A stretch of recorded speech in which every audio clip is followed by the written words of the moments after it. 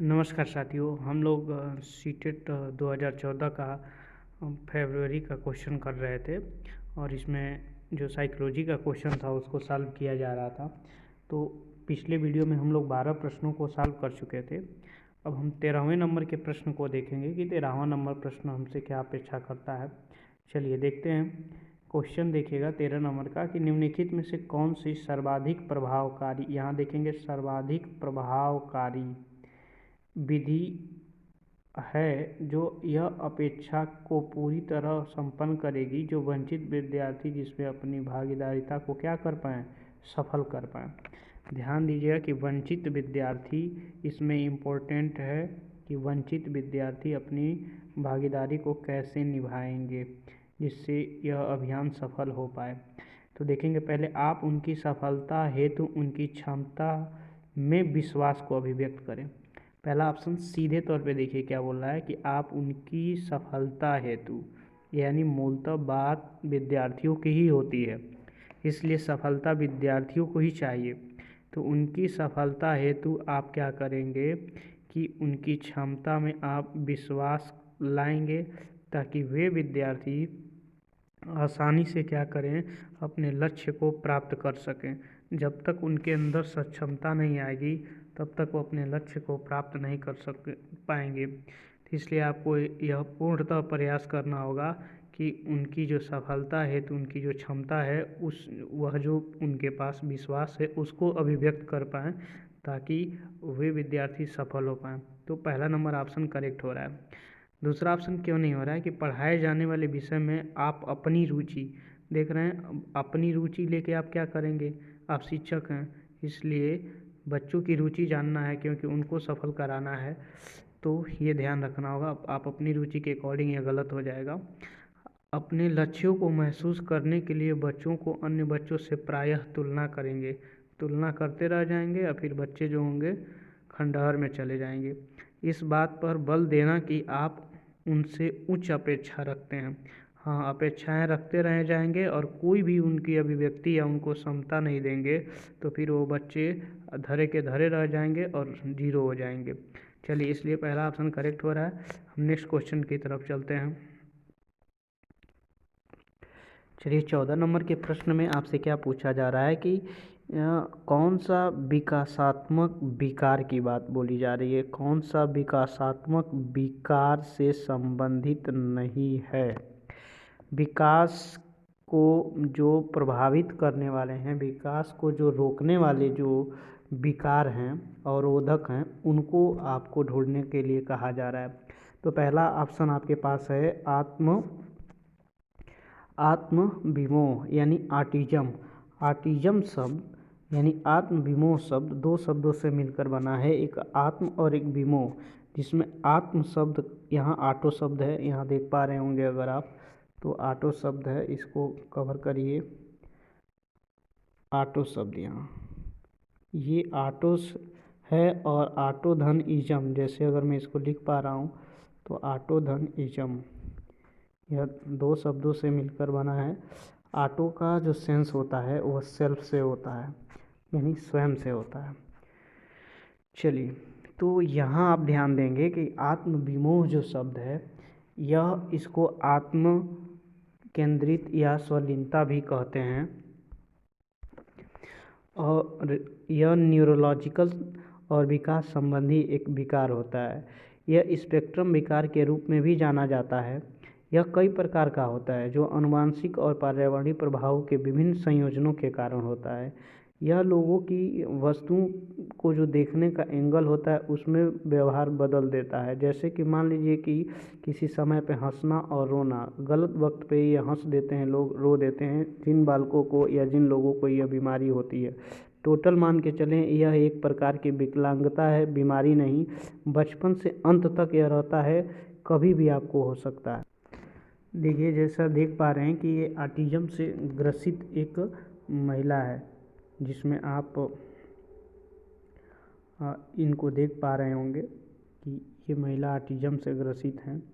और इनमें क्या होता है कि किसी भयानक घटना का अनुभव करने या उससे गुजरने के बाद सामान्य हो पाने की विफलता वाला विकार हो जाता है। तो यह विकास से संबंधित है, इसलिए ये वाला जवाब आपका नहीं होगा। नेक्स्ट ऑप्शन को देखेंगे। नेक्स्ट आपका जो है वह है प्रमस्तिष्क घात यानी कि सेरिब्रल पाल्सी। इसमें क्या होता है कि इसका लक्षण यह होता है कि सामान्य से ज़्यादा व्यक्ति सजगता करने लगता है, हाथ पैर उनका निष्क्रिय होने लगता है, अकड़ जाती है, अनियंत्रित गतिविधियां करने लगते हैं और विकास जो इनमें होता है वह धीमी भी होने लगता है और बच्चे का इसमें देर से बोलना प्रारंभ होता है और सीखने की जो क्षमता होती है वह न्यून होने लगती है। तो यह भी एक तरीके से देखते हैं कि विकास से संबंधित होता है। तीसरा ऑप्शन देख पा रहे हैं कि पर अभिघातज तनाव को देखेंगे कि ये क्या बोला जा रहा है कि इसका मतलब इंग्लिश होता है पोस्ट ट्रॉमेटिक स्ट्रेस। इसमें क्या होता है कि यह एक चिंता विकार वाला रोग हो जाता है। पोस्ट ट्रॉमेटिक स्ट्रेस जो होता है, स्ट्रेस शब्द ही है जो एक चिंताजनक रोग हो जाता है।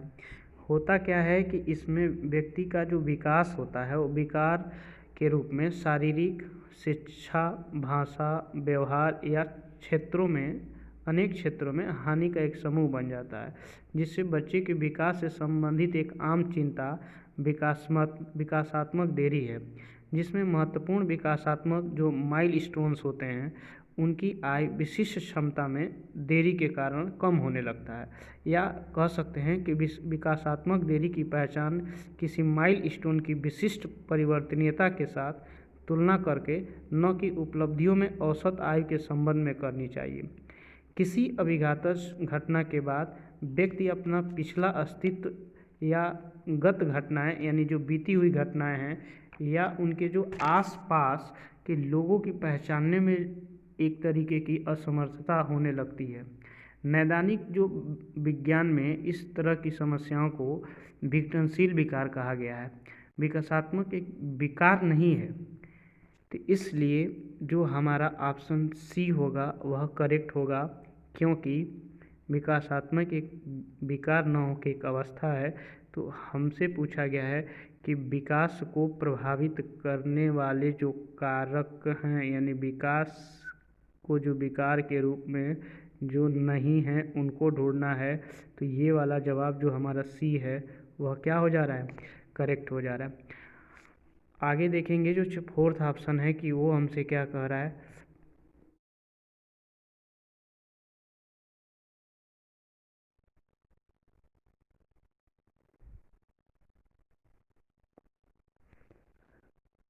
और ये पहले वाले जो आत्मविमोह ऑटिज्म जो था उसका एग्जाम्पल है, ये भी उसी का एग्जाम्पल है। आप आसानी से समझ सकते हैं कि आत्म जो विमोह होता है, ऑटिज्म होता है, उसमें लोग ऐसे हो जाते हैं इस तरीके के। और फिर से आप पुनः देख पाएंगे कि ये भी उसी का एग्जाम्पल है। इसमें क्या होता है कि दरअसल लोग एक दूसरे से जो आत्मविमोह होता है वो एक दूसरे से पे आत्म केंद्रित हो जाते हैं और वहाँ वो एक दूसरे से जम के प्यार करने की ये वाला स्ट्रक्चर की एक व्यक्ति है, प्रेम करने की इनमें बहुत ज़्यादा इच्छा होती है। तो लोग इनको पागल या सनकी समझ लेते हैं कि ये तो सनकी है और इसको मतलब होशियार समझ लेते हैं। तो ये भी खूब दाँत फाड़ रही है, ये भी दोनों, लेकिन इसको पागल समझा जाएगा और इसको क्या समझा जाएगा, ठीक ठाक व्यक्ति समझा जाएगा। तो इसमें ऑटिज्म वाली बीमारी आ जाती है। ठीक, और भी एक एग्जांपल देखना चाहें तो इसको देख सकते हैं कि मान लीजिए इसको पागल बोल सकते हैं और इसको मतलब बहुत जेंटिल लेडी बोल सकते हैं, मतलब एकदम खूब जो कह सकते हैं आप कि इसके अंदर ऑटिज्म नहीं है और ये ऑटिज्म से ग्रसित है। तो आगे आप देख लीजिए नेक्स्ट जो फोर्थ जो आपका ऑप्शन है वो क्या बोल रहा है। फोर्थ ऑप्शन आपका जो है वो ये बोल रहा है कि सीधे तौर पे जो आपके ये जो न्यून अवधान सक्रिय विकार है ये भी attention activities hyper activity disorder होता है जो मस्तिष्क से ही रिलेटेड होता है। इसमें भी व्यक्ति के जो अटेंशन कैटेगरी होती है ना, वो ध्यान केंद्र करना, वो थोड़ा सा डिस्टर्ब हो जाता है। वो फिर ठीक ठाक हो जाता है। आपके साथ कोई अगर विषम परिस्थिति है तो उस केस में होता है, पुनः अपनी अवस्था में आ जाता है। नेक्स्ट प्रश्न को देखेंगे। क्या कहा जा रहा है 15 नंबर का क्वेश्चन। इसमें बोला जा रहा है कि बहुत शिक्षण शास्त्रीय तकनीकें हैं जिसमें शिक्षण के बहुत ज़्यादा तकनीक का इस्तेमाल हो रहा हो। वर्गीकृत अधिगम सामग्री बहु आकलन विभिन्न प्रकार के आकलन में जो परिवर्तनीय जटिलता आती है, यानी अगर किसी विद्यार्थी को आप पढ़ा रहे हैं जो बहुत शिक्षण शास्त्रीय तकनीक के माध्यम से, और उसमें क्या ऐसी समस्या आ जाती है यानी जटिलता आ जाती है, उस पे बात किया जा रहा है। ये देखिए जटिलता आ जा रहा है। तो पहला इम्पोर्टेंट पॉइंट अगर इसमें आप देखना चाहें तो पहला जो ऑप्शन आपको दिख जा रहा है कि सार्वभौमिक अधिगम, यानी कि जो आप क्या कर रहे हैं कि बहुत शिक्षण तकनीकी का जो इस्तेमाल कर रहे हैं बहु आकलन में, उसमें जटिलता का सार्वभौमिक अधिगम प्रारूप तो कर नहीं सकता है। ये तो सीधे तौर पे गलत हो जाएगा। अगर मैं दूसरे ऑप्शन की बात करता हूँ उपचारात्मक शिक्षण, ये भी क्या कर सकता है, उस बच्चे को सीखने में मदद कर सकता है, उसके लिए जटिलता का साधन हो ही नहीं सकता है। ये तो उपचार करेगा और उसको लाभ पहुँचाएगा। थर्ड ऑप्शन जो बोल रहा है कि विभेदित, अगर आप देख रहे हैं कि ये विभेदित अनुदेशन, जो विभेदित अनुदेशन में क्या देख पा रहे हैं कि एक शब्द इस्तेमाल हुआ है अनुदेशन। अनुदेशन शब्द का जो अर्थ होता है उसका मतलब होता है सूचनाएं देना। इसका जो अर्थ होता है ये होता है सूचनाएं देना। ये बार बार शब्द आएगा इसलिए इसका मतलब समझ लीजिएगा। तो जो टुकड़ों में सूचनाएं देगा या आपके जो बहुशिक्षणीय शास्त्रीय तकनीकें हैं या आपके जो बहुआकलन करने का जो माध्यम है उसमें जटिलता टुकड़े टुकड़े में दे रहा है, सूचनाएं दे रहा है, तो ये वाला जवाब करेक्ट हो जाएगा। पारस्परिक शिक्षण जानते हैं जिसमें स्वायत्ता होती है, जिसमें शिक्षक और विद्यार्थी दोनों मिलकर शिक्षा को ग्रहण करते हैं, तो ये बहुत शिक्षणीय उद्देश्य होता है और एक तरीके से ये आंसर भी करेक्ट होता, लेकिन ये इस शिक्षण के संदर्भ में सत्य है। लेकिन आपसे पूछा जा रहा है कि जो संबंधित एक तरीके से बहु आकलन में जटिलता का कारण करेगा, उसके संदर्भ में ये बात पूछी गई है, इसलिए जो जवाब आपका होगा ऑप्शन नंबर सी। नेक्स्ट प्रश्न को देखेंगे कि निम्नलिखित प्रतिभाशाली अधिगमकर्ताओं में, ये ध्यान दीजिएगा, प्रतिभाशाली अधिगमकर्ताओं में क्या समुचित है। फिर देखेंगे वे अन्यों को भी कुशल प्रभावी बनाते हैं तथा सहयोगी अधिगम के लिए आवश्यक है। देखिए जो प्रतिभाशाली विद्यार्थी होंगे वे क्या करेंगे कि वो अन्य को प्रतिभाशाली बनाएंगे तथा सहयोगी अधिगम के लिए आवश्यक है, और अन्यों को भी कुशल प्रभावी बनाते हैं। ऐसा कहना उचित नहीं है कि वो 100% ये आंसर सही होगा, इसलिए हम दूसरे ऑप्शन को चेक कर लेते हैं कि वे सदैव, अगर आप देख रहे हैं सदैव आज शब्द आ गया, वे सदैव अन्यों को नेतृत्व करते हैं, ये भी कहना एक तरीके से गलत होगा कि हमेशा प्रतिभाशाली विद्यार्थी सभी का नेतृत्व करेंगे और कक्षा के अतिरिक्त उत्तरदायित्व को ग्रहण करेंगे। बहुत प्रतिभाशाली विद्यार्थी होते हैं जो कक्षा के उत्तरदायित्व को ग्रहण करना नहीं चाहते हैं। आगे देखेंगे ऐसा करते हैं, नेतृत्व करते हैं, लेकिन सभी परिस्थितियों में ऐसा नहीं कहा जा सकता।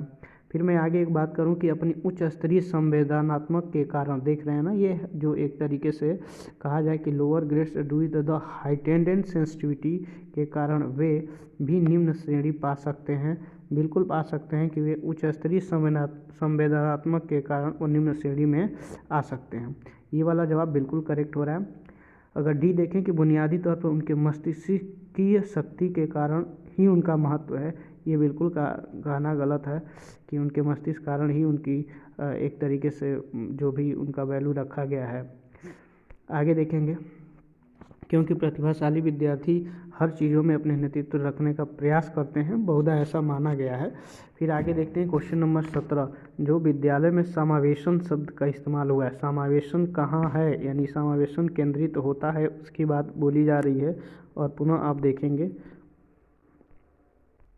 हाँ एक बात ध्यान रखेंगे कि जो इसमें जो इस 16 नंबर का जो प्रश्न था, जो इसमें अगर हम देखें जो संवेदनात्मक शब्द है इसमें ता प्रत्यय लगा हुआ है, और इसका अगर एक समानार्थी की मैं बात करूं तो इसको अनुभूत या सुबह के नाम से भी जाना गया है। ऐसे सुबह के नाम से भी संवेदनात्मक का यदि आपसे समानार्थी पूछ लेता है तो सुबह भी कहा गया है, या एक तरीके से इंद्रिय बोध भी बोल सकते हैं, या ऐसे बोल सकते हैं कि ऐसा मानसिक व्यापार जिसकी बाहरी प्रतिक्रिया तो नहीं होती फिर भी जिसे सुख दुख का अनुभव होता हो, या मन में होने वाला अनुभव या बोध या अनुभूति या सुबह आप बोल सकते हैं। और इसमें ता प्रत्यय लगा है, और ता जिसमें लगता है वो भावाचक संज्ञा होता है। ता प्रत्यय जिसमें लग जाता है वो भावाचक संज्ञा है, तो संवेदनात्मक एक भावाचक संज्ञा भी है, तो उसमें ध्यान रखिएगा। पुनः हम देखें कि जो समावेशन का जो मुख्य केंद्रित रहा, तो पहला ऑप्शन देखते हैं कि विशिष्ट श्रेणी वाले बच्चों के लिए सूक्ष्माति सूक्ष्म, ये देखिएगा अगर मैं इस शब्द को तोड़ूँ तो सूक्ष्म अति सूक्ष्म, ये 3 शब्दों से मिलकर बना है सूक्ष्म अति सूक्ष्म। देखिए सूक्ष्म अति सूक्ष्म, सूक्ष्म अति सूक्ष्म। अगर आप ये बात देख पाएँ कि सूक्ष्म जो समावेशन शब्द है इसमें जो सूक्ष्म अति सूक्ष्म, पहले तो हम यही जान लेंगे कि समावेशन की नीति क्या कहती है। तो समावेशन की नीति को हर स्कूल और सारी शिक्षा व्यवस्था में व्यापक रूप से लागू किए जाने की ज़रूरत होती है। बच्चों के जो जीवन होता है उसके हर क्षेत्र में, वो चाहे स्कूल में हो या बाहर हो, सभी बच्चों की भागीदारी सुनिश्चित किए जाने की ज़रूरत है। स्कूल को ऐसे केंद्र बनाए जाने की आवश्यकता होती है जहां बच्चों को जीवन की तैयारी कराई जाए और यह सुनिश्चित किया जाए कि सभी बच्चे, खासकर शारीरिक या मानसिक रूप से असमर्थ बच्चे, जो समाज के हाशिए पर जीने वाले बच्चे हैं और कठिन परिस्थितियों में जीने वाले बच्चों को शिक्षा के इस महत्वपूर्ण क्षेत्र के सबसे ज़्यादा फायदा मिले, यानी समावेशन। इसलिए अपनी प्रतिभा का प्रदर्शन करने के मौके पर और सहपाठियों के साथ बांटने के मौका उनको अवसर की क्षमता के अकॉर्डिंग देना चाहिए ताकि वो अपना भी उत्थान अच्छे से कर सकें। इसमें विशेष ज़रूरत वाले बच्चे भी शामिल होते हैं जिन्हें दिए गए काम को पूरा करने में ज़्यादा समय या मदद की ज़रूरत होती है। ज़्यादा अच्छा होगा कि अगर शिक्षक ऐसी गतिविधियों की योजना बनाएं जिसमें कक्षा के सभी बच्चों से चर्चा किया जाए और यह सुनिश्चित किया जाए कि प्रत्येक बच्चा अपना योगदान दे पाए। इसलिए योजना बनाते समय शिक्षकों को ये सभी को भागीदारी देखना होगा कि विशेष ध्यान देने की ज़रूरत है कि उनकी प्रभावी शिक्षक होने का जो सूचक बनेगा, जिसमें बच्चों की भागीदारी एक बड़े लक्ष्य को पाने की जरिया होती है। यह लक्ष्य है कि हमारी संस्कृति के जो समतामूलक, लोकतांत्रिक, धर्मनिरपेक्षी और समानता के मूल्यों में नई जान डालने का। फिर हम देखें कि यदि प्रजातंत्र और प्रजातांत्रिक सहभागिता के सकारात्मक मूल्यों के अनुभव स्कूल के अंदर और बाहर दिए जाने की आवश्यकता होती है। यह अनुभव उन बच्चों को इस प्रकार हो कि उनमें समावेशन का भाव विकसित हो ताकि आगे चलकर भागीदारी आधारित प्रजातंत्र का मार्ग प्रशस्त हो। और इसमें जो कमज़ोर समाज के बच्चे हैं उनके हाशिए पर रहने वाले लोगों को सशक्त किया जाए। और एक बात और देखा जा सकता है कि अगर भारत चाहता है कि जो एक उपाय के रूप में है कि अगर भारत चाहता है कि उसका एक ऐसा देश का रूप धारण करने का सपना पूरा हो जो समता, प्रजातंत्र और धर्मनिरपेक्षता पर आधारित हो, जहां उसके नागरिक न्याय, स्वतंत्रता, समानता और भाईचारे का लाभ उठाएं, तो बच्चों की सहभागिता उस दिशा में एक बुनियादी कदम होगा। शिक्षा की सफलता के लिए समुदाय और राष्ट्र के जीवन में भागीदारी द्वारा अधिगम को सक्षम बनाना बहुत ज़रूरी होता है। इस प्रावधान की असफलता का मतलब होगा कि जो हमारी व्यवस्था है, शैक्षिक व्यवस्था, वो असफल हुई। इसलिए अगर आप देख रहे हैं कि जो समावेशन यहाँ है, समावेशन का मुख्य केंद्र जो है वह विशिष्ट श्रेणी वाले, यहाँ देखिए यहाँ छुपा है विशिष्ट श्रेणी।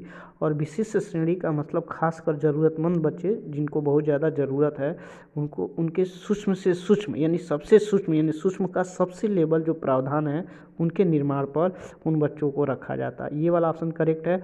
अगर मैं बी को देखूं, दूसरा ऑप्शन, केवल निर्योग्य बच्चे, जो योग्य नहीं है, केवल शब्द है तो केवल जब भी सीटेट में आता है लगभग 99.99 आंसर गलत होता है।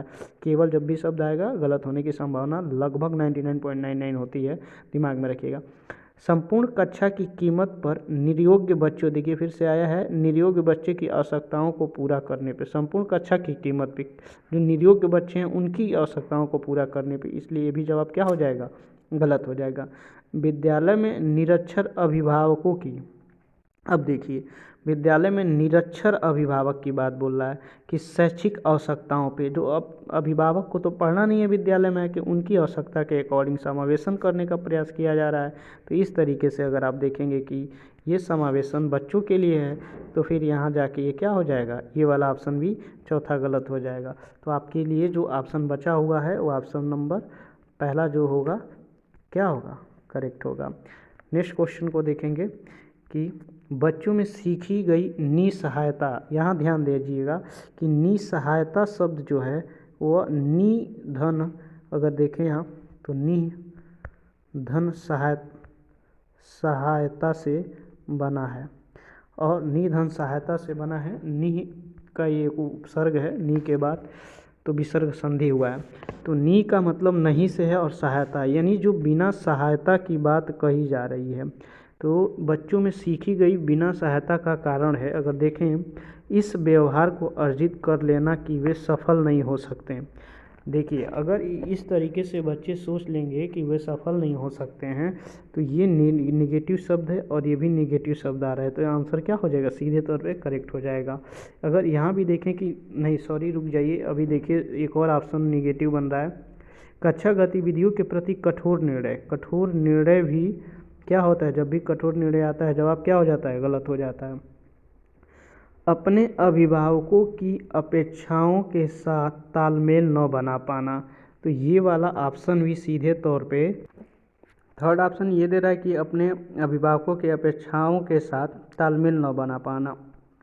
तो इस ऑप्शन को अगर देख रहे हैं, निसहायता का मतलब बिना सहायता के, तो यही बात हो जाएगी, बिना सहायता जब होता है बच्चे के साथ, तो अपने व्यवहार को अर्जित कर लेना और अपने आप को सफल नहीं मान पाता कि अब मेरा कोई सहायता करने वाला नहीं है, मैं निसहाय, अपने आप को, निसहायता का मतलब या निसहाय का मतलब होता है बेबस, हताश या विवशता या मजबूर। वो लगता है अब हम मजबूर हैं, बेबस हैं, अब हम कुछ नहीं कर पाएंगे। ये वाला ऑप्शन करेक्ट हो जाता है। ये अपने अपेक्षाओं का के साथ तालमेल न कर पाना, ये गलत होगा, अपने अभिभावकों के साथ। अध्ययन को गंभीरतापूर्वक न लेने हेतु नैतिक निर्णय, देख रहे हैं ना, अध्ययन को गंभीरतापूर्वक न लेना, ये क्या हो जाएगा, ऑप्शन गलत हो जाएगा। अध्यापकों के साथ, सॉरी अभिभावकों के साथ अपेक्षाओं के साथ तालमेल न कर पाना, ये भी गलत। कठोर शब्द आता है, गलत हो जाता है। बचा हुआ जो आपका ऑप्शन है, यानी ऑप्शन ए जो होगा सीधे तौर पे करेक्ट हो जाएगा। इसलिए अध्यापक को चाहिए कि वो कक्षा में देखे कि कोई भी बच्चा अपने आप को क्या निसहाय तो नहीं समझ रहा है, नहीं तो उसका आत्मविश्वास आसानी से कम हो जाएगा और फिर वो अपने लक्ष्य को हासिल नहीं कर पाएगा। अगर क्वेश्चन नंबर 19 देखते हैं, तो ये समझ में आ रहा है कि एक विद्यालय में क्या हो रहा है कि एक विद्यार्थी लगातार देख रहे हैं कि वो क्या हो रहा है कि निम्नतर जो है श्रेणी प्राप्त करती है, तो उसके अभिभावक को उसकी सहायता हेतु परामर्श देना चाहिए। मान लीजिए आप अभिभावक हैं और आपका बालक कक्षा में निम्न स्तर प्राप्त कर रहा है, मतलब उसकी जो लेवल है वो गिरता ही जा रहा है, उसको क्या राय देंगे। तो जनरली बात है, सामान्य तौर पे आप सही, अगर पिता हैं तो सही राय देंगे, सही पेरेंट्स हैं तो देखिए क्या सलाह दिया जा सकता है। इन सभी चारों ऑप्शन को यदि गौर से देखा जाए तो इसमें सबसे इम्पोर्टेंट ऑप्शन दिख रहा है कि वह अध्यापकों की घनिष्ठ संगत में कार्य करे। विद्यालय संबंधी जो अध्यापक हैं या जीवन संबंधी जो सूचनाएं हैं वो अध्यापक से बेहतर लगभग कौन जान सकता है।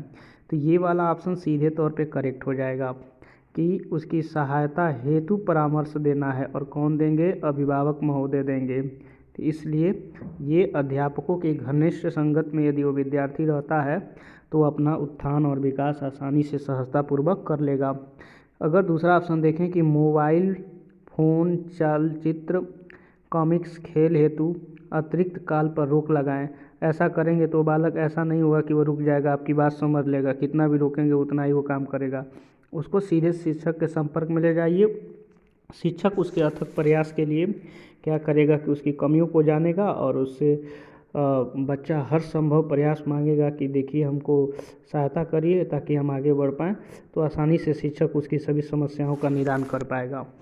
फिर अगर देखा जाए तीसरा ऑप्शन की जो भली भांति शिक्षा नहीं ले पाए उनकी जीवन संबंधी कठिनाइयों का वर्णन करें। हाँ, सुना है कि देखिए कि प्रेरणात्मक बातें कहें, तो इससे भी बालक इतना ज़्यादा मोटिवेटेड बातें उसी समय तक काम करेंगी जितने समय तक उसके दिमाग में विद्यमान रहेंगी। उसके बाद से वो भूल जाएगा और फिर फ्रस्ट्रेशन का शिकार हो जाता है। घर पर उसको परिश्रम पूर्वक कार्य कराइए। ये तो बहुत खतरनाक बात है। परिश्रम पूर्वक कार्य कराएंगे तो कहेगा 9 2 11 हो जा रहे हैं, भाग जा रहे हैं विदेश, और फिर बच्चा पढ़ के एकदम आएगा आपका वहीं से। तो इसलिए ध्यान रखिए, ऑप्शन नंबर जो ए है वह करेक्ट हो जाएगा।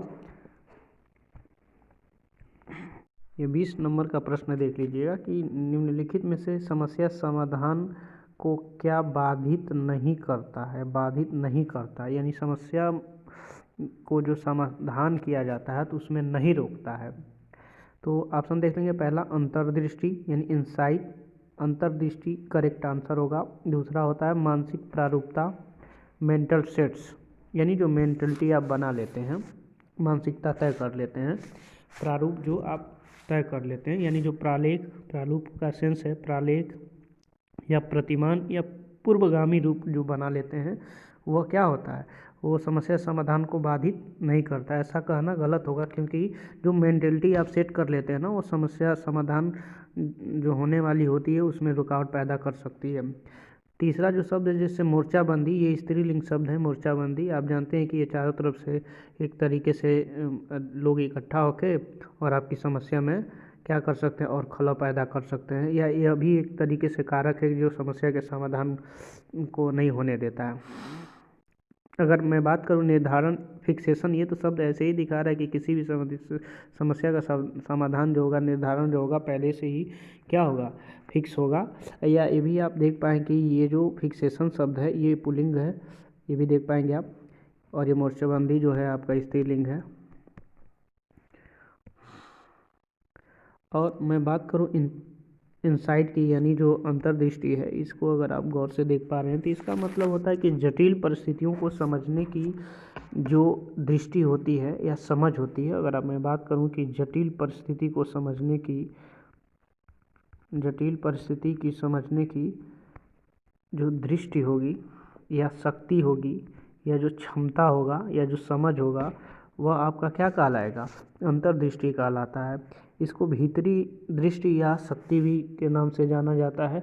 इसके माध्यम से क्या होता है, जिसको अगर मैं इंग्लिश के शब्द को लूँ तो इनसाइट है। इन शब्द का मतलब अंदर से होता है और साइट का मतलब दृश्य होता है, यानी अंदर के दृश्य से। जो आपकी अंतरात्मा है वह कभी आपकी समस्या का समाधान होने में आपको रुकावट तो पैदा करती नहीं है। मूलतः ये भी बात आप बोल सकते हैं कि अगर अंतरात्मा एक ऐसी शक्ति है कि जो क्या करती है कि आपको किसी भी समस्या को समाधान होने में आपको लाभ पहुंचाती है। यहाँ रुकने की बात कह रहा है या बाधित करने की बात कर रहा है, तो उस सेंस में अंतर्दृष्टि वाला जवाब क्या हो जाएगा, करेक्ट हो जाएगा। आगे देखते हैं नेक्स्ट प्रश्न। एक शिक्षिका पाठ को पूर्व पठित पाठ, देखिएगा ये बहुत इंपॉर्टेंट चीज़ है कि पूर्व पठित पाठ से जोड़ना।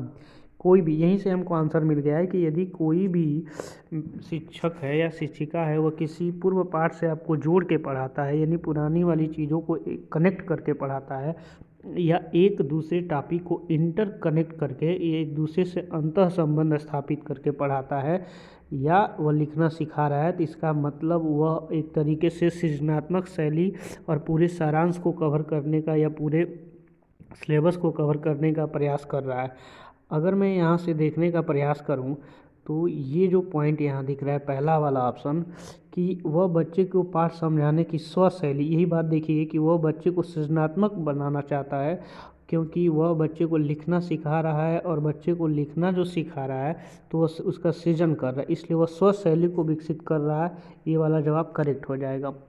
दूसरा ऑप्शन अगर देखें, वो बच्चों को संपूर्ण पाठ्य पुस्तक, यहाँ से पकड़ेंगे संपूर्ण पाठ्य पुस्तक को पूर्ण रूप से न पढ़ने की आवश्यकता का संकेत दे रहा है, ये गलत हो जाएगा। न पढ़ने की आवश्यकता को नहीं, वह जब दूसरे चैप्टर को सभी चैप्टर को इंटरकनेक्ट करके पढ़ाने का प्रयास कर रहा है तो वो संपूर्ण पाठ्य पुस्तक को पूर्ण रूप से पढ़ने के संकेत दे रहा है। वह आकलन के दृष्टिकोण से पाठ्य पुस्तक के महत्व को पुनर्बलित कर रही है। देखिएगा, आकलन के दृष्टि से पाठ्य पुस्तक के महत्व को पुनर्बलित कर रही है। वो पाठ्य पुस्तक की ही नहीं, वो पूरी पाठ्यचर्या को ही निहित करेगा और पूरे पाठ्यचर्या को पुनर्बलित करेगा। वह विद्यार्थियों को सामर्थ्य, अनुकाल, स्मरण जब भी शब्द आएगा, याद करना या मेमोराइजेशन करना या कंठस्थीकरण करना, तो ये एनसीएफ इसका विरोध करती है। याद करना, कंठस्थीकरण करना, मेमोराइजेशन रटना, ये जितने भी शब्द आते हैं ये सीटेट में सभी जवाब गलत होते हैं।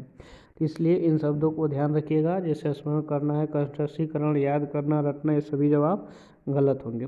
नेक्स्ट प्रश्न को देखते हैं। एक बच्चा अपनी मातृभाषा में सीख रहा है, देखिएगा मातृभाषा में सीख रहा है, और दूसरा बच्चा वही भाषा द्वितीय भाषा के रूप में सीख रहा है। दोनों निम्नलिखित में से कौन सी समान प्रकार की त्रुटि कर सकते हैं? एकाधिक सामान्यीकरण। अगर मैं इस अधिकाधिक शब्द को देखूं तो यह दो शब्दों से मिलकर बना है। अधिक धन अधिक, जिसमें दीर्घ संधि हो गया है, क का अ और अधिक अंतिम वाले का अ मिलके आ हो गया है। तो अधिकाधिक सामान्यीकरण तो हो ही नहीं सकता है, क्योंकि एक बालक जो है मातृभाषा सीख रहा है और दूसरा बालक द्वितीय भाषा सीख रहा है। सरलीकरण भी नहीं हो सकता है, क्योंकि अधिक सामान्यीकरण और सरलीकरण एक दूसरे से कनेक्ट हो रहे हैं ऑप्शन, तो इसलिए क्या हो जाएगा, ये कैंसिल हो जाएगा। अगर मैं तीसरे ऑप्शन की बात कर रहा हूँ कि तीसरा ऑप्शन क्या हो रहा है, तो वहाँ आप क्या देख पा रहे हैं कि विकासात्मक, तो ये जो बालक होंगे इनके विकासात्मक त्रुटियां हो सकती हैं, क्योंकि यह जरूरी नहीं कि जो बालक अपनी मातृभाषा में सीख रहा है वो कम सीखेगा, वो हो सकता है कि बहुत ज़्यादा सीख ले। दूसरा जो अन्य भाषा में सीख रहा है वो उसके अपेक्षा कम सीख पाए। तो इस प्रकार की त्रुटियां उन बालकों में बहुत ज़्यादा हो सकती है। इसमें जो फोर्थ ऑप्शन दिया है कि अत्यधिक सशुद्धता, अत्यधिक शुद्धता तो होगी नहीं, ये भी पहला ऑप्शन दूसरा ऑप्शन अगर आप देखें कि पहला ऑप्शन और दूसरा ऑप्शन और चौथा ऑप्शन एक ही तरीके से आ रहा है, तो इसलिए क्या हो जाएगा, गलत हो जाएगा और ऑप्शन नंबर थर्ड जो होगा वो आपका करेक्ट हो जाएगा। अगर मैं बात कर लूँ मातृभाषा का, तो मातृभाषा वह भाषा होता है कि जो अपने घर की भाषा हो या बड़े कुनबे की भाषा या आस पड़ोस की भाषा, ये सभी मातृभाषा कहलाती है। लेकिन जो दूसरा जो आप देख पा रहे हैं कि जो दूसरी भाषा जो बालक सीख रहा है, इसको आप द्विभाषा या बहुभाषी भी बोल सकते हैं। तो इस संदर्भ अंग्रेजी को देख रहे हैं कि अंग्रेजी एक जो दूसरा वैश्विक भाषा बन गई है, और इससे क्या होता है कि विद्यार्थियों का स्कूल से बाहर अंग्रेजी भाषा से बहुत ज़्यादा सामना करना पड़ता है, तो उनमें एक तरीके से असहजता आ जाती है, सहजता नहीं हो पाती है, तो उनके विकास में अंतर आने लगता है। तो ये बहुत एक तरीके से मूल कारण होता है। द्वितीय भाषा की जो पाठ्यचर्या दोहरे लक्ष्य को रखती है। वैसे बुनियादी दक्षता प्राप्त करना, जैसे प्राकृतिक भाषा ज्ञान में अर्जित की गई हो, और साक्षरता द्वारा भाषा का ऐसा विकास कि वह अमूर्त चिंतन और ज्ञान का उपकरण बन सके। नहीं तो अंग्रेजी और अन्य विषयों तथा अंग्रेजी या अन्य भारतीय भाषाओं की दीवार को तोड़ दे। आरंभिक स्तर पर अंग्रेजी वह भाषा हो गई है जिसके माध्यम से बच्चों को ऐसे शैक्षणिक गतिविधियां करवाई जा रही हैं जिससे दुनिया के बारे में बच्चों की जागरूकता बढ़ी है। बाद के चरणों में यदि हम देखें तो सभी अधिगम जो हुए हैं वो भाषा के जरिए होते हैं, जिनसे उच्च स्तर का भाषा का कौशल सभी भाषाओं में समान होता है। जो आपकी बहुभाषिकता होती है, जो बच्चों की अस्मिता का निर्माण करती है और जो भारत के भाषा परिदृश्य का विशिष्ट लक्षण है, उसका संसाधन के रूप में उपयोग, कक्षा की कार्यनीति का हिस्सा बनाना तथा उसे लक्ष्य के रूप में रखना एक रचनात्मक भाषा शिक्षक का कार्य होता है। यह केवल संसाधन नहीं है, यह इसको अगर बेहतर तरीके से इस्तेमाल किया जाए तो यह सुनिश्चित हो सकता है कि हर बच्चा स्वीकार्य और सुरक्षित महसूस करे और भाषिक पृष्ठभूमि के आधार पर किसी को पीछे न छोड़ा जाए। तो इसलिए बहुभाषिकता में सभी बालकों को ध्यान में रख के, सभी भाषाओं को ध्यान में रख के, केंद्र में रख के काम किया जाता है। इसको अगर देखें तो जो बहुविध अभिव्यक्तियाँ इसमें आ जाती हैं, जिसमें विभिन्न व्यवहारों और घटनाओं को इन भाषाओं के माध्यम से क्या किया जा सकता है कि समझाया जाता है, और बहुविध व्याख्या भी हो जाती है कि जो व्याख्या प्रस्तुत आप करते हैं या जो विश्लेषण विश्लेषण करते हैं या अन्य अन्य भाषाओं में करके अपनी भाषाई क्षमता को आप बढ़ा सकते हैं। तो ये एक तरीके से सकारात्मक पहलू होता है। प्रश्न नंबर 23 देख पा रहे हैं, तो इसमें अगर देखें तो जो क्वेश्चन 23 है, अगर इसको देख रहे हैं तो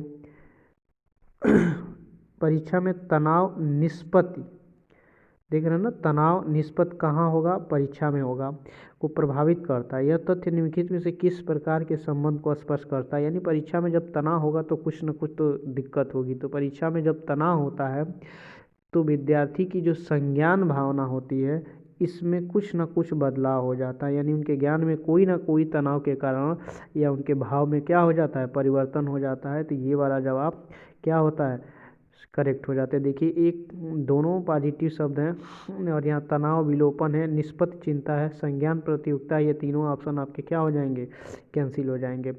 नेक्स्ट प्रश्न को यदि देखते हैं कि एक अध्यापक उस बच्चे के साथ परामर्श, देख रहे हैं ना, उस बच्चे के साथ परामर्श करते हैं जिसकी निष्प्रत्यात्मक प्रगति एक दुर्घटना के पश्चात अनुकूल नहीं है। देख रहे हैं ना कि उसके साथ क्या कर रहे हैं, बात विचार कर रहे हैं।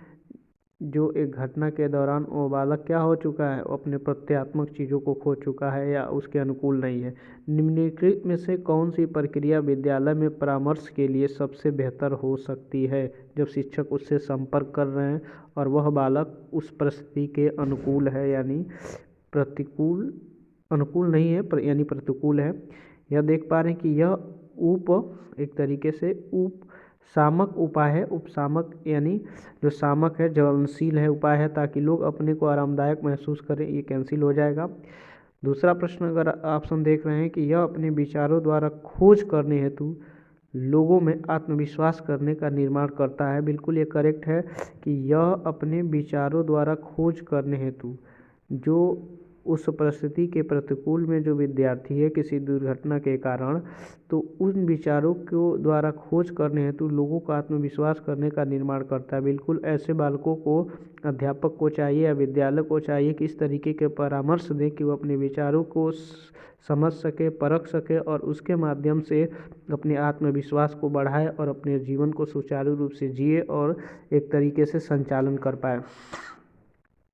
अगर ऑप्शन 4 में देख रहा हूँ तो 4 को अगर आप देख पा रहे हैं तो इसमें दिया गया इस कार्य को केवल अनुभवी कुशल व्यावसायिक विशेषज्ञ, देख रहे हैं ना, व्यावसायिक यानी उसको लग रहा है कि बिजनेसमैन बनाना है, उसको जीवन नहीं जीना सिखाना है, तो ये वाला जवाब क्या हो जाएगा, कैंसिल हो जाएगा। नेक्स्ट प्रश्न को देखते हैं कि एक विद्यार्थी उच्च स्तरीय सृजनशील, यहाँ सबसे देख लीजिएगा उच्च स्तरीय सृजनशील की बात कर रहा है, रंगमंचीय कलाकार बनना चाहता है। उसके लिए निम्नलिखित निम्नलिखित में से सबसे कम प्रेरक क्या होगा। सृजनशील बालक है, रंगमंच कलाकार बनना चाहता है, उसके लिए सबसे कम प्रेरक क्या होगा। कुछ ऐसे ऑप्शन होंगे जो बहुत ज़्यादा प्रेरकदायी होंगे, उसमें सबसे कम या सबसे कम प्रभावशाली वाले ऑप्शन को ढूंढना होगा। तो अगर आप देख पा रहे हैं तो इस ऑप्शन को देखिए, पहला राज्य स्तरीय प्रतियोगिताओं को जीतने का प्रयास करना तथा छात्रवृत्ति पाई जा सके, ताकि छात्रवृत्ति पाई जा सके, तो ये उसके लिए अच्छा होगा कि राज्य स्तरीय प्रतियोगिताओं को जीते और लंबे समय तक छात्रवृत्ति को क्या करे, लाभ ले पाए। ये तो अच्छी चीज़ है और बहुत अच्छी प्लस में चीज़ है।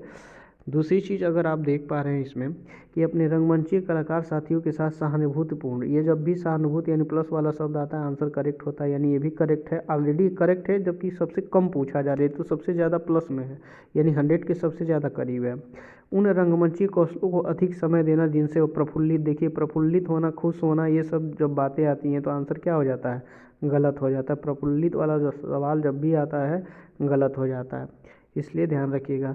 अगर मैं लास्ट वाले ऑप्शन की बात करूं तो संसार के श्रेष्ठ रंगमंची कलाकारों की निष्पत्ति से संबंध साहित्य पढ़ने के लिए तथा उससे सीखने के प्रयास के लिए करना, ये बहुत अच्छी बात है कि क्या करें कि संसार के जितने भी श्रेष्ठ रंगमंची कलाकार हैं उनके साथ जुड़े और उनसे संबंध स्थापित करके उनके साहित्य को पढ़े तथा उसमें भी उनसे कुछ सीख पाए। तो ये एक अच्छा प्रयास होता है और ये बहुत अच्छी कड़ी होती है, लेकिन सबसे कम प्रभावशाली जो आंसर है जो इसमें प्रफुल्लित होने के लिए उसमें अधिक समय दे, तो ये गलत बात होगी, इसलिए गलत आपसे पूछा गया, कम प्रभावशाली पूछा गया, तो ये वाला आंसर होगा। क्वेश्चन नंबर आप 26 देख पा रहे हैं कि इनमें से कौन सा सिद्धांतकार मत स्पष्ट करता है कि बच्चे अपनी वृद्धि व विकास हेतु कठोर अध्ययन करते हैं। देखिए किसके लिए, वृद्धि और विकास के लिए क्या करते हैं, कठोर अध्ययन करते हैं। बंडूरा, मैस्लो और स्किनर और जीन पियाजे। तो आप क्या देख पा रहे हैं कि अब्राहम मैस्लो जो थे उनका ये मत था कि बच्चे अपनी वृद्धि और विकास हेतु क्या करते हैं, कठोर अध्ययन करते हैं। अपनी वृद्धि और विकास के लिए क्या करते हैं, कठोर अध्ययन करते हैं। तो एक तरीके से अब्राहम मैस्लो, जो ऑप्शन सेकंड है अब्राहम मैस्लो जो है करेक्ट आंसर होगा। क्वेश्चन नंबर 27 देखिए कि निम्नलिखित में से कौन सा तत्व कक्षा में अधिगम के लिए सहायक हो सकता है। बस इतनी बातें आप ध्यान देना है कि परीक्षा में आपको बार बार क्या करना होगा कि जैसे मैं यहाँ ट्रिक बना रहा हूँ, जैसे सर्किल कर रहा हूँ, केवल उन्हीं बातों को देखना होगा कि कक्षा में अधिगम हेतु सहायक, बस इतनी इंपॉर्टेंट बातें हैं, बाकी इधर की सब बातें फालतू हैं। तो अधिगम हेतु सहायक ढूंढना है आपको। और देखिए इसको कैसे पिकअप किया जाएगा कि अधिगम हेतु सहायक, तो बच्चों को अधिगम हेतु प्रेरित करने के लिए परीक्षणों की संख्या बढ़ा देनी चाहिए। ऐसा नहीं होता है कि उनको अधिगम को बढ़ावा देने के लिए आप परीक्षणों की संख्या बढ़ा दें। ये वाला जवाब क्या होता है कि प्रश्न से ताल्लुकात नहीं रखता है, गलत हो जाएगा। अगर दूसरे ऑप्शन को मैं देखूं, अध्यापकों द्वारा बच्चों की स्वायत्तता, ये शब्द जब भी आता है जवाब 100% लिख डालिए कि ये क्वेश्चन सही होगा। कीवर्ड है सीटेट के लिए, तो इसलिए इसको दिमाग में फिट कर लीजिए। स्वायत्तता मैं पीछे करा चुका हूँ, जो लोग इसको नहीं समझ पा रहे हैं वो पिछला वाला वीडियो इसके देख लेंगे, उसमें स्वायत्तता का खूब अच्छे से जिक्र किया गया है। बढ़ावा व सहायता देंगे। देखिए कक्षा में अगर अध्यापक सहायक नहीं करेगा और सबको बढ़ावा नहीं देगा, उनको सहायता नहीं देगा, तो बच्चे ज़्यादा सीख नहीं पाएंगे। इसलिए ये वाला जवाब तो सदा सत्य होगा। उसके बाद से ऑप्शन थर्ड देखते हैं, समानता बनाए रखने की किसी एक अनुदेशन पद्धति को वो क्या करेगा, रखेगा। एक बात दिमाग में रख लीजिए कि अनुदेशन पद्धति की बात बोल रहा है। और अगर मैं एक बात बोलूँ आपसे कि अनुदेशन का जो इसमें अनुदेशन शब्द का मतलब होता है, तो इसका मतलब होता है कि सूचना देना। ये पहले मैं बता चुका हूँ कि सूचनाएं देने का मतलब हो जाएगा कि अनुदेशन। तो समानता बनाए रखने के लिए किसी एक व्यक्ति को सूचना देने वाली पद्धति पे टिके रहना, किसी एक पद्धति को देख रहे हैं ना, किसी एक पद्धति पे नहीं टिका रहना है, नहीं तो उस बच्चे का क्या होगा, बहुआयामी विकास नहीं हो पाएगा, वो मल्टी डायमेंशनल डेवलपमेंट नहीं कर पाएगा। इसलिए वो बहुबुद्धि व्याख्या नहीं कर पाएगा और फिर से उसकी जो बहुबुद्धि अभिव्यक्ति है वो भी रुक जाएगा। फिर देख रहे हैं कि कालांश की अवधि को 40 मिनट से 50 मिनट बढ़ा देंगे तो क्या उसमें बहुत ज़्यादा बदलाव हो जाएगा या बहुत ज़्यादा वो अधिगम कर पाएगा। ऐसा कहना बिल्कुल गलत होगा कि उसकी समय सीमा 10 मिनट बढ़ा दिया जाएगा तो वो बहुत ज़्यादा अधिगम कर लेगा, ऐसा संभव नहीं है। उनको टाइम दिया जाता है लेकिन उनकी ज़रूरत के हिसाब से। अब देख रहे हैं कि परिपक्व विद्यार्थी, यहाँ देख रहे हैं कि परिपक्व विद्यार्थी, इस बात में भी परिपक्व शब्द ही आ गया है तो इसका मतलब आप समझ जाएंगे कि वो मैच्योर होगा और उसकी जो बौद्धिकता होगी अपने आप में वो सभी चीज़ों को क्या कर रहा होगा, उसकी बुद्धि का इस्तेमाल करके वो सभी चीज़ों का समाधान कर पा रहा हो। तो सीधे तौर पे आप जानते हैं कि मैच्योर विद्यार्थी इस बात में विश्वास करते हैं कि उनके अध्ययन में भावनाओं का कोई स्थान है। ऐसा नहीं है कि मैच्योर विद्यार्थी अपनी भावनाओं को नहीं समझते, उनके अंदर भी प्रेम करने की जिज्ञासा, किसी को तकलीफ़ होती है, किसी को कुछ भी होता है तो उन सब की भावना होती है। भावनाओं का कोई स्थान नहीं होना ये एक तरीके से गलत बात है। अपनी बौद्धिकता, यहाँ से क्वेश्चन को पिकअप करेंगे कि अपनी जो बौद्धिकता है, यहाँ से पिकअप करिए कि जो ये अपनी बौद्धिकता वाले शब्द हैं, जो परिपक्व वाले विद्यार्थी हैं,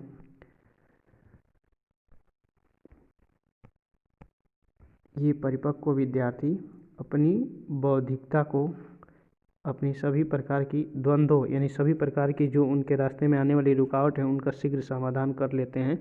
ये मैच्योर विद्यार्थी की पहचान होती है। ऑप्शन नंबर 2 करेक्ट हो जाएगा।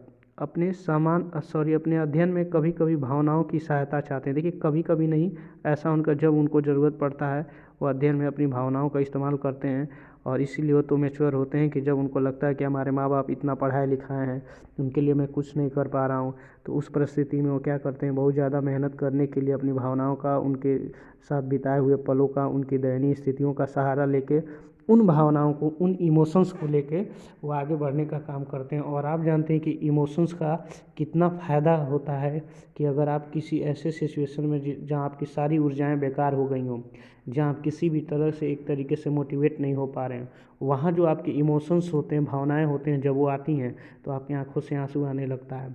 ऊर्जा भर जाती है, जोश जज्बे के साथ आप क्रांति लिखना चाहते हैं। तो ये वाला अगर आप बात समझ पा रहे हैं कि कभी कभी नहीं वो अपनी ऊर्जाओं का हमेशा परिपक्व विद्यार्थी इस्तेमाल करते हैं। अगर मैं फोर्थ ऑप्शन की बात बोलूँ तो कठिन परिस्थितियों में भी अध्ययन से विचलित नहीं होते। ये कोई विशेष बात नहीं होती, कठिन परिस्थितियाँ जिसके साथ होती है तो बड़े बड़े योद्धाओं को तोड़ देती है। कठिन परिस्थिति से इस परिपक्व विद्यार्थी का ताल्लुक नहीं होता है। बात यह होती है कि विद्यार्थी अपनी उस कठिन परिस्थिति में अपनी बौद्धिकता का कितना एक तरीके से उपयोग करके उस समाधान तक पहुंच पाता है जो उसके रास्ते में द्वंद्वात्मक या एक तरीके से रुकावट बन रही है। तो चलिए नेक्स्ट प्रश्न को देखते हैं। क्वेश्चन नंबर 29 को अगर आप देख रहे हैं तो इसमें क्या बोला जा रहा है कि पूर्व विद्यालय में पहली बार आया बच्चा मुक्त रूप से, यहाँ देखेंगे मुक्त रूप से, यहाँ इसको देखिए कि मुक्त रूप से चिल्लाता है। 2 वर्ष पश्चात वही बच्चा जब प्रारंभिक विद्यालय में पहली बार जाता है तो अपना तनाव चिल्लाकर व्यक्त नहीं करता है। अब तो उसके कंधे व गर्दन पेशियां तन जाती हैं। उसके इस व्यवहार परिवर्तन का क्या सैद्धांतिक आधार माना जा सकता है? तो एक बात ज़रा गौर से समझिए कि अगर पहली बार जब बालक, या आप ही खुद सोच लीजिए कि जब गए होंगे और आप खूब विद्यालय में जाके अपने दोस्त नहीं बन पाए होंगे, उस समय चिल्लाए गए होंगे क्योंकि आपसे किसी का संबंध नहीं बन पाया होगा। लेकिन ठीक जब 2 वर्ष बाद आपके दोस्त यार भी बन जाते हैं और आप जब ज़ोर से चिल्लाते हैं, आपकी थोड़ी सी मांसपेशियों का विकास भी हो जाता है, तो आपके जो कंधे और गर्दन है उनकी पेशियों में क्या हो जाता है, एक तरीके से स्ट्रेस आ जाता है, तनाव आ जाता है, जिसके कारण आपको दर्द होने लगता है। तो इसका सैद्धांतिक आधार आपसे पूछा जा रहा है कि क्या हो सकता है। तो एक बात ज़रा गौर से समझिए कि अगर आप समझें यहाँ कि विकास क्रमिक प्रकार से होता है तो ये जवाब क्या हो जाएगा, कैंसिल आउट हो जाएगा। विकास निरंतरीय होता रहता है, ये भी गलत बात है। आप बुद्धि और विकास वाला जो चैप्टर पढ़े हैं, वृद्धि और विकास, तो उसमें मैंने बहुत अच्छे से ये बात सिखाई है कि विकास कभी कभी रुक जाता है, निरंतर कैसे चल पाएगा। और समझना होगा कि कभी कभी जब आपका वाय कारक जब आपको प्रभावित करते हैं, जैसे मान लीजिए कि तबीयत खराब हो जाना या किसी भी परिस्थिति में, तो वहाँ उस तरीके से विकास आपके रुक जाते हैं। फिर से अगर ऑप्शन सी की मैं बात बोलूँ कि अलग अलग लोगों में विकास भी भिन्न भिन्न रूप से होता है, ये बिल्कुल सही बात है। लेकिन कितना परिप्रेक्ष्य हो रहा है इस संदर्भ में कि वो तनाव चिल्लाकर व्यक्त नहीं कर पाता। लेकिन अगर इस ऑप्शन से जितना ताल्लुक़ नहीं हो पा रहा है तो मैं फोर्थ ऑप्शन की बात यदि करूं कि विभेद व एकीकरण की बात हो रहा है, यदि इन दोनों बातों को देखें तो विकास के संदर्भ में ये दोनों बातें बहुत ज़्यादा सटीक बैठती हैं कि विकास में क्या होता है कि विभेदात्मक होती है और एकीकरण, यह दोनों ही शब्द अपने आप में एक दूसरे के कंट्रा इंडेक्शन है। यदि प्रश्नों के सांकेतिक माध्यम से हम समझने का प्रयास करें तो जैसे आप प्रश्न को देख रहे हैं, अगर गौर से मैं आपको समझाऊँ कि वह बालक जब शुरुआत में आया था, देखिए प्रश्न की टेंडेंसी को कैसे पिकअप करेंगे। तो मुक्त रूप से चिल्लाया यानी उसको स्वतंत्रता थी, तो ये जो मुक्त रूप से चिल्लाया ये पॉजिटिव हो गया यानी प्लस में हो गया। और जब वह 2 वर्ष बाद अपने आप को चिल्लाकर व्यक्त नहीं कर पाता है तो ये आपका क्या हो गया, ये आपका पॉइंट निगेटिव हो गया। तो ये आप देख रहे हैं कि प्लस और माइनस का, पहले प्लस आ रहा है फिर माइनस का केस आ रहा है। अगर मैं फर्स्ट ऑप्शन को देखूं तो विकास प्लस का केवल है, बाकी खत्म। विकास निरंतरीय प्लस का केवल केस है। और अलग अलग लोगों में विकास भिन्न भिन्न होता है, भिन्न भिन्न भी और अलग अलग दोनों एक ही तरीके का शब्द है तो ये भी पॉजिटिव हो जाता है। आपको अगर प्लस माइनस के सेंस पे चेक करना है कि प्रश्न में क्या रूपरेखा तय की गई है, उसके सेंस पे जो ऑप्शन लेके जा रहा है, तो पहले आपको प्लस फिर उसके बाद से माइनस की बात कही जा रही है। तो फिर से जो लास्ट वाला ऑप्शन यदि आप देख पा रहे हैं जिसमें विभेद शब्द क्या होता है, माइनस का होता है और एकीकरण प्लस के संदर्भ में बात होती है, जो आपको यहाँ देख रहे हैं माइनस का और ये आपका प्लस का शब्द, यानी प्लस माइनस आपको मिल गया, ये करेक्ट आंसर हो जाएगा। क्वेश्चन नंबर 30 की बात करें हम,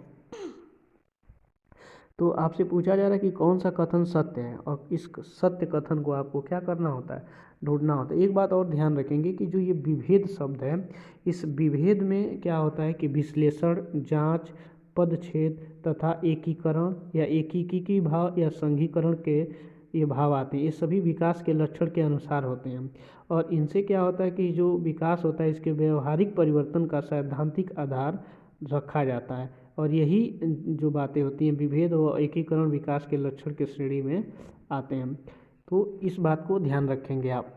चलिए, इस प्रश्न में जो जिस कथन को सत्य माना गया है उसको ढूंढना है। तो अगर मैं बात करूं, पहला वाला ऑप्शन क्या कह रहा है कि अनुवांशिक बनावट, सॉरी बनावट को बनावट कर लीजिएगा, अनुवांशिक बनावट व्यक्ति की परिवेश की कामा है, अनुवांशिक बनावट व्यक्ति की परिवेश की गुणवत्ता के प्रति उत्तरात्मक, देखिएगा इस ये प्रति उत्तरात्मक जो शब्द है ये बना है प्रति धन उत्तर धन आत्मक धनता, यानी प्रति उत्तर। अगर इस शब्द को आप तोड़ेंगे तो आपको दिखेगा कि ये प्रति धन उत्तर धन आत्मक धनता, यानी 4 शब्दों से मिलकर बना है। ये एक तरीके से ता अंतिम में लगा है तो भाववाचक संज्ञा हो जाएगा। तो इसका मतलब क्या हो रहा है, जरा इसको समझिए। अनुवांशिक बनावट व्यक्ति की, यहाँ तक अनुवांशिक बनावट परिवेश की गुणवत्ता के प्रति उत्तरात्मक, यानी दोनों के प्रति उत्तरात्मक होती है, दोनों को प्रभावित करती है। बिल्कुल बात करेक्ट होती है कि मैंने आपको एक कीवर्ड बताया था कि जब भी अनुवांशिक शब्द आएगा, ये दिमाग में फिट कर दीजिए, ये कीवर्ड है, जब भी अनुवांशिक शब्द आएगा और उसके साथ परिवेश या वातावरण या समाज, देखिएगा जब भी वातावरण या समाज ये जब भी शब्द आएगा तो ये वाला जवाब करेक्ट होता है। अनुवांशिक के साथ ये सब शब्द आने चाहिए। वह 100% अभी तक जवाब क्या हुए हैं, करेक्ट हुए हैं। तो इसलिए यह ध्यान रखिएगा, अनुवांशिक के साथ यदि वातावरण सामाजिक इस तरीके के परिवेश की बात होती है तो वह जवाब क्या होता है, 100% करेक्ट होता है। दूसरे ऑप्शन को देखें कि गोद लिए बच्चे को वही बुद्धि लब्धांक होता है जो गोद लिए गए दूसरे सहोदर भाई बहनों का होता है। ये ज़रूरी नहीं कि जो भाई बहन या जो दूसरा बच्चा है जिसको गोद लिया गया उसी तरीके से उसकी IQ होगी, बुद्धि लब्धि होगी, ये बिल्कुल गलत बात है। उसके बाद से अगर ऑप्शन सी देखते हैं कि अनुभव मस्तिष्क के विकास को प्रभावित नहीं करता, ये बिल्कुल बात है। जब को आपको अनुभव होता है तो वो मस्तिष्क के विकास को क्या करता है, वो प्रभावित करता है। नहीं तो अनुभव जब नहीं होता तो मान लीजिए कि एक बार आप क्या करिए कि बिजली को छू कर देख लीजिए, बिजली जब आपको मार देगी, करंट आपको जब लग जाएगा, फिर देखिएगा आपके मस्तिष्क को ये मैसेज मिला है कि या उसको अनुभव हुआ है कि नहीं, तो फिर देखिएगा आपको मस्तिष्क उससे प्रभावित हुआ रहेगा। तो ठीक ठाक से आप समझ जाएंगे। चौथे ऑप्शन की बात देखा जाए कि विद्यालयीकरण का बुद्धि पर कोई प्रभाव नहीं पड़ता, ठीक है। अगर विद्यालयीकरण का कोई बुद्धि पर प्रभाव नहीं पड़ता तो विद्यालय में बच्चों को तेल नापने के लिए थोड़ा भेजा जाता है, इसके लिए बुद्धि पे बहुत ज़्यादा इफेक्ट पड़ता है। और बुद्धि ही बढ़ाने के लिए तो विद्यालय में भेजा जाता है, भले वहाँ बैठ के हम भूजा चटनी खाते रहते हैं, वो अलग का इशू होता है। चलिए, अब जो हमारा जो दूसरा पोर्शन बनेगा जिसको मैं नेक्स्ट वीडियो में लेके आ रहा हूँ, या तो संस्कृत या तो मैथमेटिक्स, इन दोनों में जल्दी से हम उसको करेंगे। और बहुत लोगों को जैसे कह रहे हैं कि सर बहुत स्लो आप इसको प्रैक्टिस कराए हैं, तो आप क्या करिए कि एक यूट्यूब में जो प्ले स्पीड होता है, जो 3 डॉट्स होता है, उस प्ले स्पीड में जाके और स्पीड को बढ़ा दीजिए, आसानी से उसको फास्ट करके सुन सकते हैं। बने रहिए, तब तक के लिए धन्यवाद।